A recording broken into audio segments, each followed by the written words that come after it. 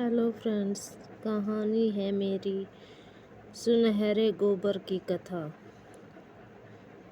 पेड़ पर एक पक्षी रहता था जिसका नाम था सिंदूक। सबसे चौंकाने वाली बात यह थी कि उस पक्षी का मल सोने में बदल जाता था। यह बात किसी को भी नहीं पता था। एक बार उस पेड़ के नीचे एक शिकारी गुजर रहा था। शिकारी उस पेड़ के नीचे आराम करने के लिए ठहरा। वो आराम कर ही रहा था कि इतने में सिंदूक पक्षी ने उसके सामने मल त्याग दिया। जैसे ही पक्षी का मल जमीन पर पड़ा, वो सोने में बदल गया। यह देखते ही शिकारी बहुत खुश हुआ और उसने उस पक्षी को पकड़ने के लिए जाल बिछाया। सिंदूक जाल में फंस गया और शिकारी उसे अपने घर ले आया।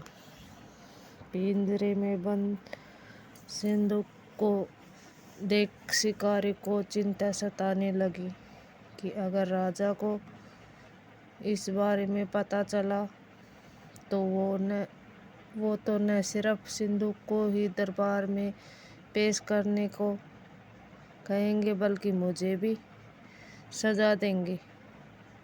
यह सोचकर डर के मारे शिकारी ने खुद ही सिंदूक को राज दरबार में पेश कर दिया। राजा को सारी बात बताई। राजा ने आदेश दिया कि सिंदूक को सावधानी से रखा जाए और इसे अच्छे से खाना खिलाया जाए। ये सब सुनने के बाद मंत्री ने राजा को कहा, आप इस बेवकूफ़ शिकारी की बात पर भरोसा मत कीजिए। कभी ऐसा होता है कि क्या कोई पक्षी सोने का मल त्याग करे। इसलिए अच्छा होगा कि इसे आज़ाद करने का आदेश दे। मंत्री की बात सुनकर राजा ने चिड़िया को आवाज़ करने का आदेश दिया। सिंदूक उड़ते उड़ते राजा के दरबार पर सोने का मल त्याग करके गया। यह देखते ही राजा ने मंत्रियों को उसे पकड़ने का आदेश दिया, लेकिन तब तक वो पक्षी उड़ चुका था। उड़ते उड़ते सिंदूक कह गया, मैं बेवकूफ़ था जो शिकारी के सामने मल त्याग दिया।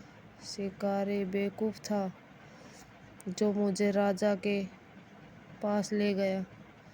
राजा बेवकूफ़ था जो मंत्री की बात में आ गया। सभी बेवकूफ़ एक जगह ही है।